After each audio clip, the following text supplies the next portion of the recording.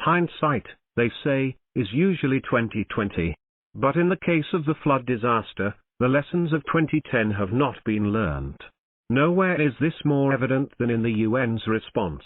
Both the appeal and allocations made so far do not come close to the amount pledged and released to Islamabad in the aftermath of the 2010 floods.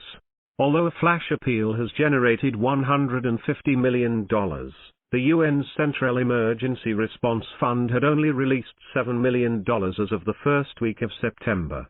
Compared to this, CERF allocations for various interventions in Pakistan in 2010 totaled nearly $52 million.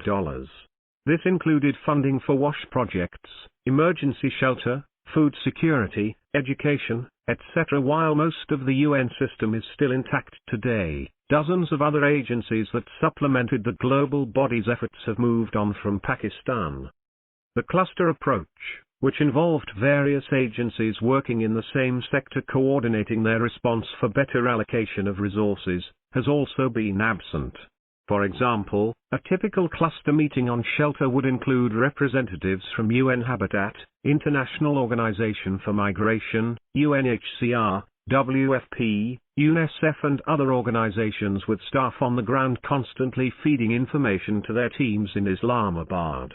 This means that facts being shared with decision makers would enable the latter to determine where and how best to utilize the funds. Currently, UN OCHA and the Resident Coordinator's Office are working as a sort of secretariat to fill this role. But while such joint working groups keep in close contact with the relevant government bodies, a centralized system cannot reflect victims' needs without input from those working on the ground. Regrettably, the previous PMLN government refused permission to scores of INGOs to operate here. While there may have been legitimate security concerns, the fact is that today, the number of humanitarian agencies that helped in the 2010 effort stands halved. Then there are concerns about transparency. In 2010, international donors were concerned about whether their funds were being utilized properly. The concern remains today. The UN, and by extension the aid sector, must shift into high gear. Relief work is drawing to a close and the transition to rehabilitation and reconstruction must be swift and seamless.